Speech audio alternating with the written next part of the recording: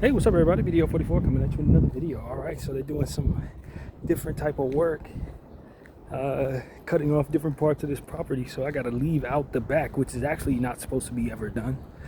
They only want cars coming out the back area, but can't even get to the front. I can't even get to the front of the property. So it's gravy. I will be going that route. Hopefully, I'll remember. I don't think it's as necessary for me because all I got to do is go straight through the front door and go up the stairs. That should be clear coming back, but leaving out and throwing the trash out, you got to go all the way around the property. But yeah, man, it's a beautiful day out here. Good energy with the weather. I'm gonna keep it local, get myself some stuff from Target, come back here and maybe finish do a art session, or maybe start a new playlist or something like that. I was thinking about going all the way to Hollywood, but I just don't care to make that trip today. They did open the new train stations over there by my old apartment in Wilshire. They got the Wilshire La Brea station open, the Wilshire La Cienega station open, and the Wilshire Fairfax station open. Been waiting for those stations to open for quite literally about 12 years. 12 years, y'all. When I left over there, they had already broke ground, and I ain't lived over there in over 10 years. So they finally opened it on the 8th of May. I'm gonna get down there maybe tomorrow, see how those things look. Now it gives me access to go back to my old neighborhood over there easier, because before there was train stations, you got to go all types of buses, and just to get over to my old apartment, you have to catch all the buses in the world. So I've only been back over there maybe 3 times since living over here. Now I can go back over there all the time because the train station is only like three blocks away from where I used to live on Dunsmuir. So I'm looking forward to being able to frequent Dunsmuir again like I'd like to. I love that area. And then go down to like the Beverly Center if I feel like it. It just gives me access to the Wilshire district in ways that I've never been able to have it before. So I'm super excited about that. As somebody who just likes to explore trains and stuff, like going on trains and going places, now I get to go back to one of my old neighborhoods that I stayed in a very, very good portion of my life. So I'm super happy about that, man. I'm gonna be over there all the time. I'm gonna be going right back over to Dunsmuir and trekking over there by the La Brea tar pits. And I can go to that Trader Joe's. There's another Trader Joe's I now have access to. The old one I used to go to with my mom. So I'm going to be going over there for no reason at times, just because I now have access to that. My old area where I used to jog all the time, I loved living over there. I really did. I was ready to go when I moved, though. I'm not going to lie. I was cool. At that point, I had spent enough time in that area. But now it would be nice to go back whenever I feel like it, and be able to trek around Wilshire, because Wilshire's a nice place to walk and get a lot of things done over there. And it was just no real access to that area till now. And then they're going to extend that start next fall. I think they'll open the next part where they'll have a train station down at Beverly Hills, which I know the people of Beverly Hills are not happy about. But that they're going to extend that purple line even further there. And then maybe a few months after that, they expect to be able to extend it all the way out to UCLA and the Veterans Building. So, man, I wish those train stations were open when I used to live over there, because I used to have jobs in that area, Century City and stuff like that. They would have cut down on so much transportation time living over there and trying to get to that Century City area. It was impossible. It'd take about an hour to get to work at night sometimes. If that train station was open during my hours of work, I probably still would have had to catch the bus, because the train stops running probably like around 11 or something like that. And I started my shift at like 11, so I'd be right there in that sweet range if that train station was open at the time, to where I could catch the train and basically only be maybe a mile and a half away from my job. It would cut down on a lot of that if that thing was open back then, but it just wasn't.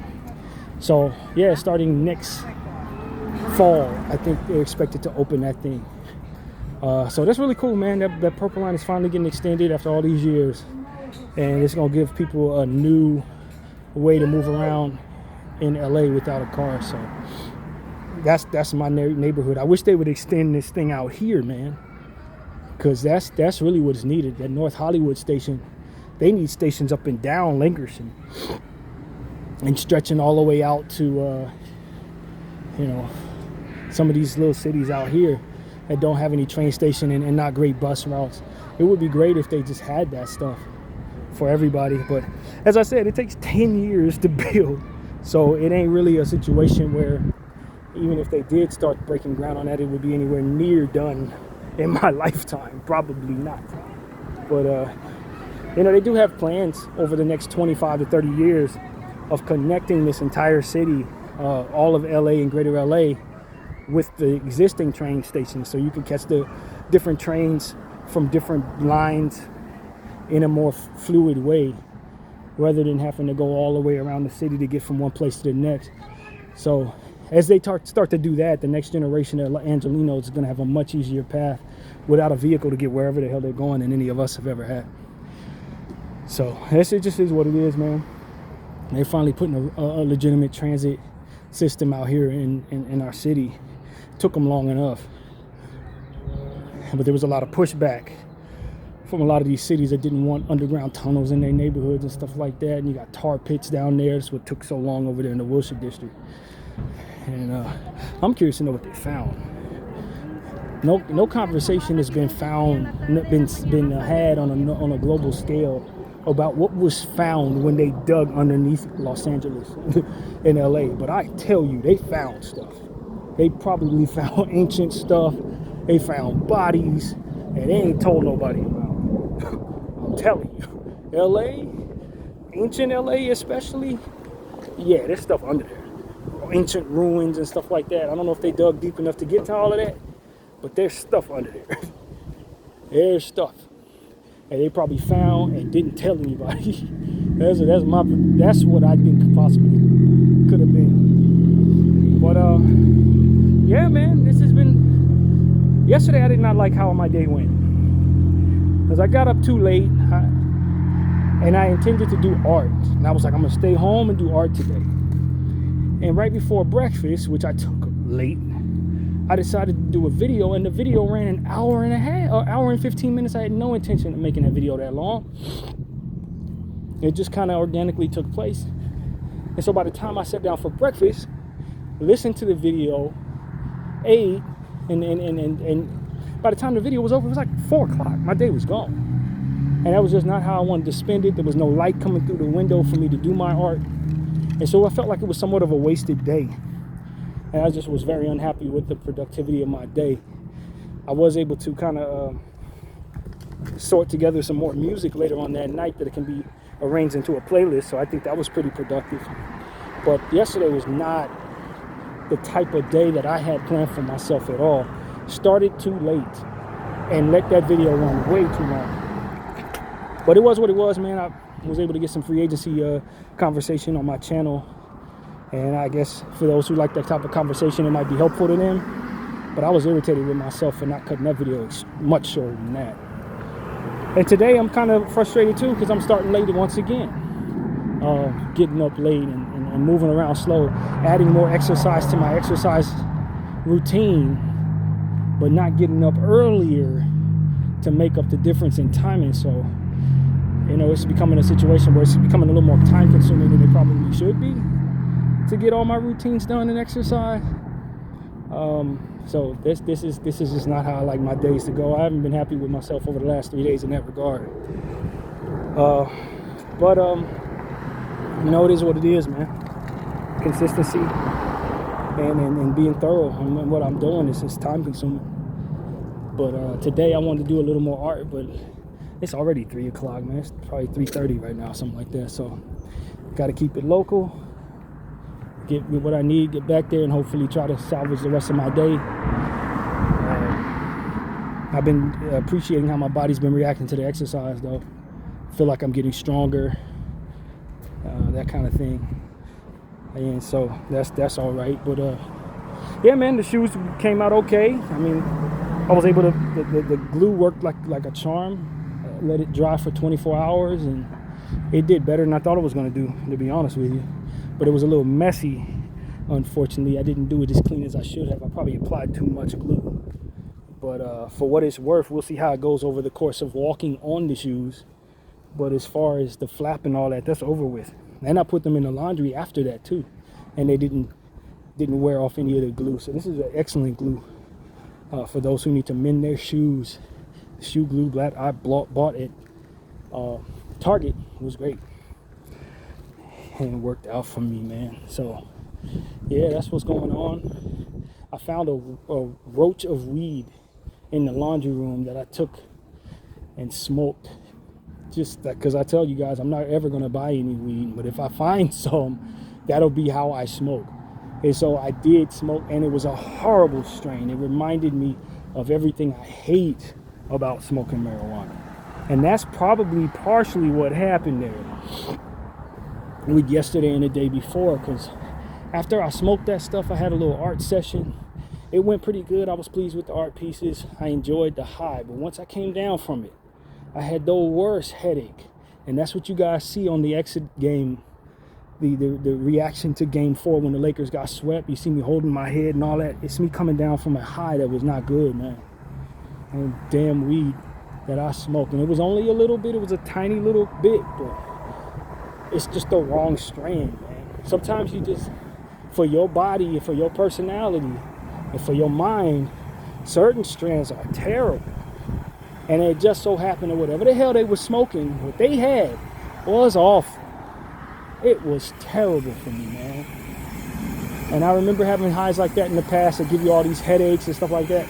And then the next day you still feel it lingering, heavy head, achy head. Oh my God. If all weed was like that, I would never smoke weed, y'all. I promise you. Whatever the hell was in that weed, whatever the hell was in that blunt, was not something I would ever choose for myself in a million years. And that's what I get for being thirsty that way, you know what I mean? But like I said, I ain't gonna buy no weed. I'm not going around looking for it. If it happens to come my way, that will be my time to smoke it. That's really how I look at it. But I know better than be smoking out of people's blunts, especially when you don't even see them roll it. That's stupid as hell. But I decided to do it anyway. And I paid for it as according to what it should be. So don't be like me. Don't do that. But yeah, man. So that's what it was. Recovering from that. I feel 100% at this point. I'm cool. But it took about a day's recovery, literally a day's recovery, because I hadn't smoked in almost what? Whenever I found that weed, it was like last year around this time. So a year. And then you finally put a little THC in your system. It's the worst possible kind for your system. Terrible. just terrible. I hated that. So yeah, that's what happened there. And it felt like I was weaker too, because the head was heavy. My exercise at night was horrible. The exercise the next morning wasn't very good. Just all the way around bad. Really bad. So yeah, man, that's what's up with me. At this point, I'm just gonna walk this park since the day is nice and I ain't been out in a couple of days, and then go in there and get what I need, and that's it. But as far as everything else, man, I just been, chilling. I dreamed about my homegirl Kay last night. I haven't spoken to her in a while. I did see her post on Instagram a few days ago, and I showed some love on the post, and she said hey in the DMs, and I shot her a couple of hearts or something like that. And I didn't really talk to her, but she was all in my dreams last night, like multiple dreams. I don't remember exactly what they were, but she was the main person in them, so I wonder if everything's all right with her. I don't remember what month her brother died in. It might have been around this time. I don't really remember. Several years ago. But I just got a feeling something's going on in her life because of that dream that I had, a series of dreams last night. So that was weird. And usually I don't have continuation of dreams, which is also very strange, and that's how I did. Like, it was one of those situations where I woke up from the dream 7 a.m., turned over, looked at my phone for like 30 minutes, went back to sleep, and the dream picked up where it left off. I think that's maybe happened only twice in my life, including this morning. So that was weird, and she was like the main person of the dream, and I don't remember what the dream was, of course, because when I smoke weed, I never remember my dreams. Another reason why I stopped smoking. So yeah, that was a thing, but I definitely remember her being in it. I do remember that. So yeah, man, that's what's going on. As far as other stuff, see something I posted on Instagram as it pertains to what's going on in Gaza. Not a whole lot being shown to me. A whole lot of racist nonsense. People. I made the mistake of liking some posts that highlight people being racist toward one another and people being violent in response to it. So now my algorithm's showing me a bunch of that. It's not what I want to see. I'm not gonna lie to you. I don't hate that content. It's kind of funny, or if a black person beat up somebody being racist to him, you feel kind of like, yeah, that's justified or whatever. But that's not what I want to see when I turn on Instagram. I want to see what's going on in Gaza. I want to see what's going on in my interests. I want to see pretty women. I don't want to see a bunch of that all the time, and I just think my algorithm is kind of like cornered me into this right now. So I gotta get out of that. I think it's probably done on purpose too. You know what I mean? They want to show you what they want you to see. They want you to be up in arms about your race. Black person, be mad at these white people. No, I'm not mad at the white people. No more than I ever have been. I think it's, at this point, I got my eyes on the Zionist Jews. They're the ones I'm mad at. And it ain't because of nothing they did to me. It's because of what they've done to thousands and thousands and thousands of Palestinian people. And furthermore, what they've done to everybody else in the process with their propaganda. And so this is just more of that propaganda, in my opinion. They still want us to be so far divided and so up in arms about staying comfortable in that divide that we forget that we are all dealing with a common enemy, which is them and who they serve. So I just think this is more of that. They keep snatching down a bunch of posts that I've been putting up. They keep on telling me that they snatch down in posts. I don't care, Meta. I don't care, fam. If you're lucky enough to see something that's giving you the finger and you happen to remove it, I don't need to know about it. I don't care, fam. I just want to put that out there once again. I know I've said this before, but I would prefer that they just don't tell me. If you had to take something down, and good, took it down. Good for you. It's your platform. You do what you want with it. Just know that the next time I see something of that same vein, whatever it was, I'm more likely to post it again and not respond in any kind of way that you want me to in regards to deterring the behavior that I ultimately engage in. If I chose to post something because I agreed with it and you be offended by it, trust and believe I'm going to continue to do so. It's not going to change because you've alerted me that you didn't appreciate it. I didn't want you to appreciate it. If I cared about you appreciating anything, I wouldn't have posted. And so that's what I want to say to Meta in general. I am anti-Zionist. I personally don't have a problem with any one people having their own state or space from which to raise their children. But if you have to kill a bunch of people in order for you to have that, I'm going to have a problem with it no matter who you are. And that is the reality of my opinion. I don't hate anyone. I just don't simply appreciate people doing the things that they have done. Zionists have done. That behavior out of anyone is unacceptable to me. You see what I'm saying? It ain't, I'm not anti-you. If you're going to do things I'm against, I'm going to be anti-you. And if you continue to do those things, then it's going to be easy to do so. But it's not like I'm sitting up here waking up in the morning saying, damn, I don't like those people and how they dress, so therefore I'm anti-them. No, live and let live. When you don't allow people to do that, that's when I start becoming anti-you. And that's exactly what they've done. They've made a whole identity off of being anti-everybody, not them. And so with their ideologies and their actions and with their practices comes a certain natural reaction to that, which is going to oppose that. I don't think that's entirely insane. I think that's completely rational. So that's really what it comes down to. I'm not moved by their offense to my posts against their actions when they are engaging in actions that I'm offended by consistently, habitually, without any apology at all to anybody that they've harmed. And they continue to make it a point to try to use every bit of what it is that they control to try to force and reinforce their intentions and their normalization of their behaviors upon all of us. And quite honestly, there's going to be a natural rebellion to that nonsense.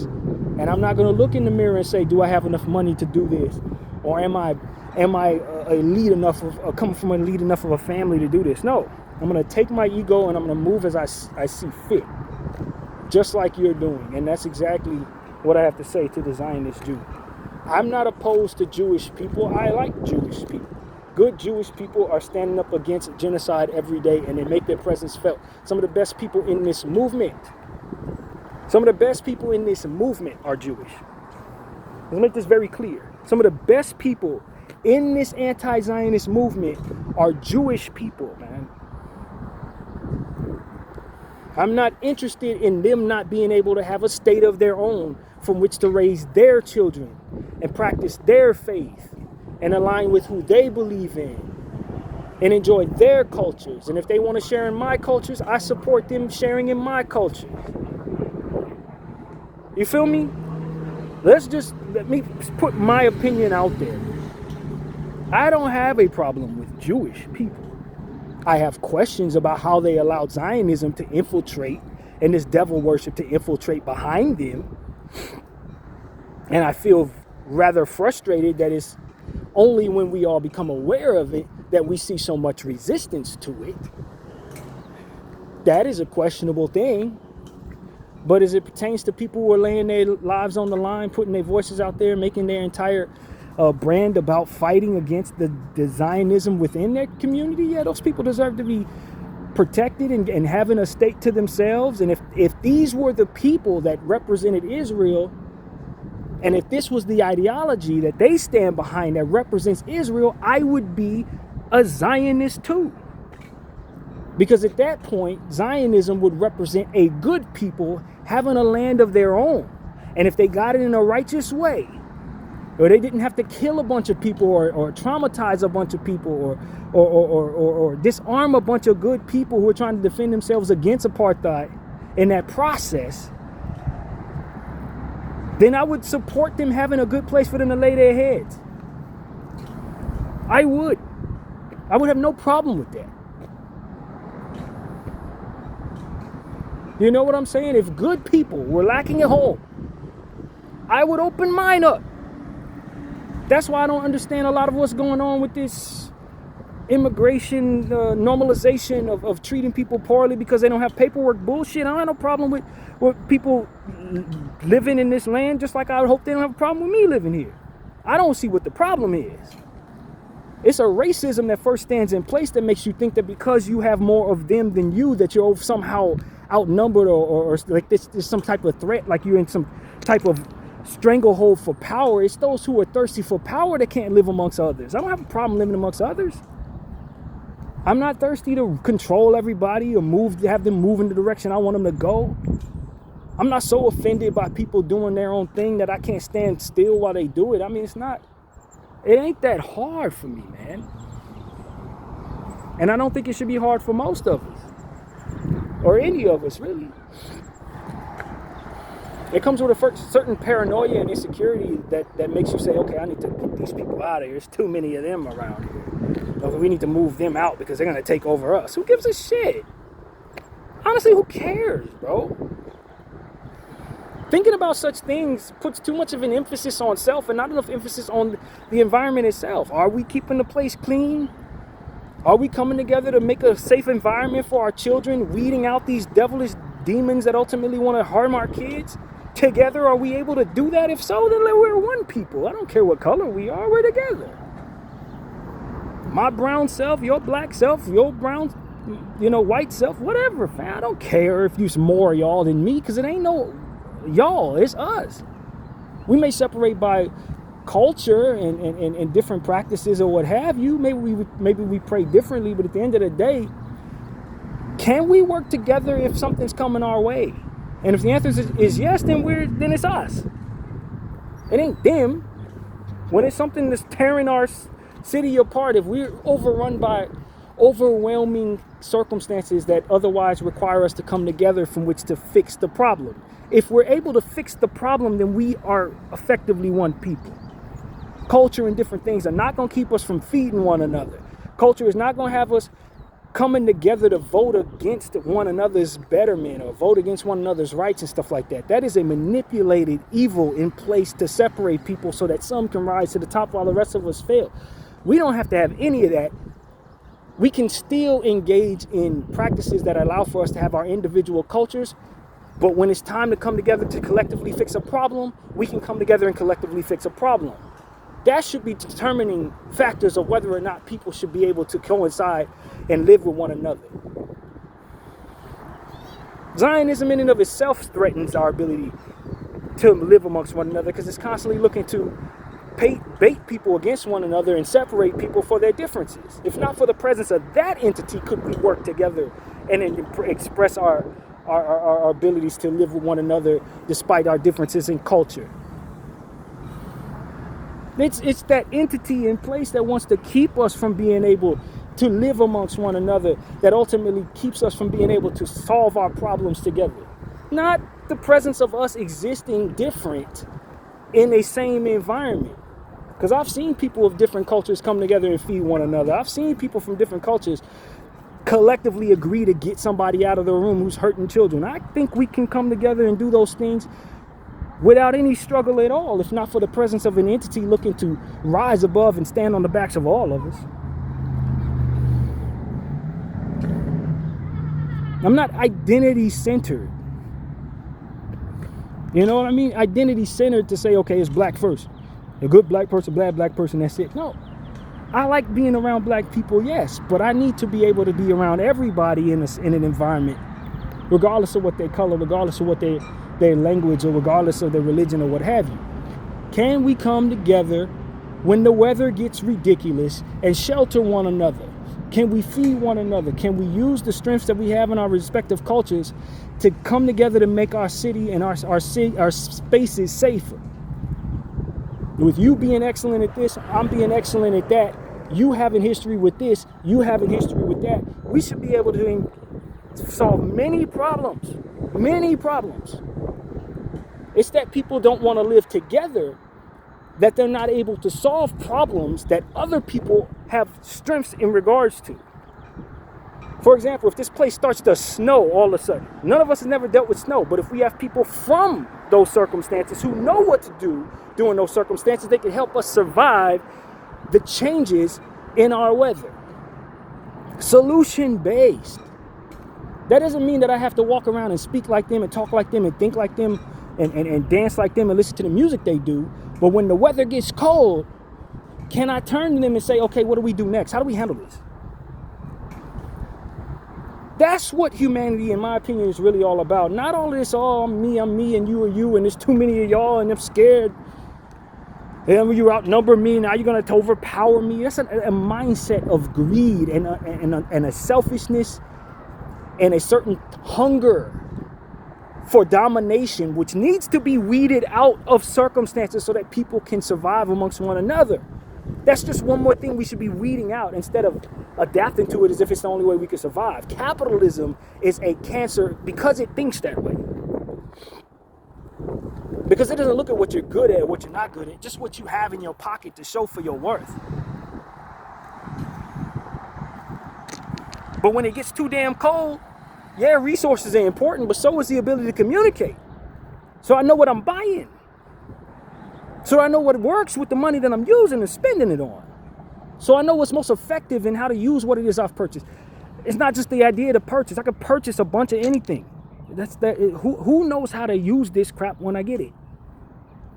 You see what I'm saying? And if we only have people around us that have done things our way, that look like us, that move like us, when changes come to our environment, we don't know what the hell to do. We got all the money and we're spending it on what? What you end up finding is somebody who's willing to sell you something that doesn't work for 1 trillion times the price and using your ignorance as a means of making that transaction take place. We need specialists from every angle to help us with things that are outside of our control that come at us overnight. And because we haven't experienced that very much, we still siphon off people for reasons that don't properly vet really anything that provides a certain safety to the masses of us. If anything, we don't care nothing about that. We just want to make sure we got money. Make sure that we getting paper. Make sure that whoever's around us has enough paper to represent wealth so that we feel like we're more important because we're in their presence. Stuff that doesn't really help you at all if it gets too cold around here. Stuff that don't help you at all if we start running into a water famine or something like that. When things really get bad, the only people I want around me are the people who are specialists in the areas that suck. You hear me? If it comes down to it and we run out of food and this and that, and I need to learn how to plant and grow, I need farmers around me. Farmers that may not have a lot of money. People who know how to grow for themselves. People who know how to fix things. You understand what I'm saying to you? And so while we're vetting people because they don't have a lot, because they've been systematically pushed away because of their skin color, and we say that they ain't no good because of this, that, and the third, well, you need what they do. When you start running into some unprecedented struggles, they the only ones you to fix your problem. Then what? You gonna want them over there, right? Unwise, man. This society, this Western thing is unwise, man.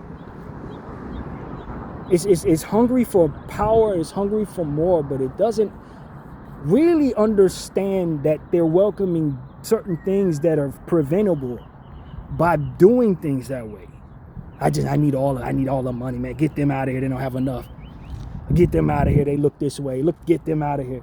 And the people at the top are like, well, now that we've run our way to the top of this mountain, we're at the top of Kilimanjaro, we set the rules.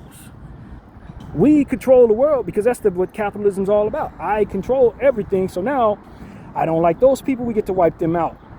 Oh, those people are unhappy about it? Cool. Let's take $1 trillion of our dollars and pour it into the propaganda that changes their minds about those things. And if it works, cool. If not, it's lost money. But we got more of that where that came from. We control the world. It's not about what's wise for the most of us, but it's about honoring those who have the most of it, which is flawed. It's absolutely flawed. We just haven't run into the worst of that to shun it properly out of our lives. That's the reality of it. This is before it got bad enough to where you realize you shouldn't have been doing things that way. That's what 2026 is. And any time before it, apparently, in this Western world. Shunning people for skin color and all types of stupid shit. And I keep telling y'all, I have a vision in my head of what's real in regards to certain things. If it gets too hot, if the sun starts to beam a little too much for the human flesh, do you know what most of y'all need in your families and in your bodies? Melanin. While you're killing off all the black people and all this different stuff, killing off all the people who have melanin in their skin, shunning them and keeping them from having wealth and all this different shit. The reality is you're making a life a hell of a lot harder for your kids down the road when the sun gets hotter, closer to the earth, because of different things that you did to the ozone layers in these times when you didn't care about nothing but yourselves. They ain't gonna have the melanin to survive the ridiculously hot type of temperatures and the various forms of skin cancer that come with just not being able to handle the sun. You should have been welcoming that black brother into your family. You should have been welcoming that black sister into your family so that they could pour some melanin into your DNA. So that you can withstand what it is that's coming your way. You didn't never think that way because you were too busy shunning us, following your ancestors who hated us for reasons that didn't love themselves. For reasons that didn't exalt survival in their lineage at all. Things that exalted themselves and put money in their pockets, which ultimately didn't make them any safer at all when it comes to the things that ultimately come in their way. Welcoming all types of hatred and shunning and difficulties, causing so many people to hate them for reasons that are preventable, very, very easily preventable. Just unwise in every way, touching every bit of that hot-ass stove, only to find out that it actually burns their hands.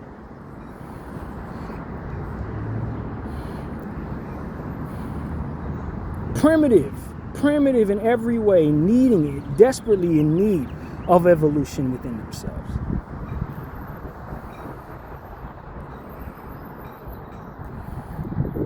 So that's pretty much my thought on things, man. I'm not here for this, oh, we're going to keep them out because they don't have paperwork. Make it easy for them to get paperwork. Don't sit up here and tell me you're going to keep these people out when you know damn well you need them. We've learned this lesson several times. You need the people. You're not going to do the jobs. You're not going to do the jobs. And if you think your exalted AI technology leaning on one's own understanding always fails, man, it's failed us many times with all of our contraptions and inventions and measurements. We fail ourselves all the time thinking that what it is that we've come up with is the answer to all things. We don't even see all angles. How can we have answers for all things? Well, I just use AI for everything. You're destroying the earth with AI. You're zapping up all the clean water with AI. AI cannot be your long-term solution because you don't have enough to power it for too long. That thing has a death date already, and you're pouring all of your wealth into it. What do you think's going to happen when that death day comes? Two goes the wealth. You're leaning on things that are wrapped up in your own arrogance and understanding, man. And God has been trying to tell you for the longest to lean on his understanding. He provided you all you needed. You didn't trust him, you didn't love him, and you didn't love yourself. So you trusted your limited understanding, followed it to the depths of where it took you, and ultimately fell off the cliff that it led you toward.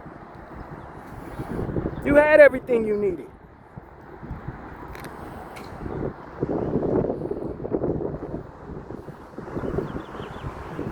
Video 44. Thank you all for watching.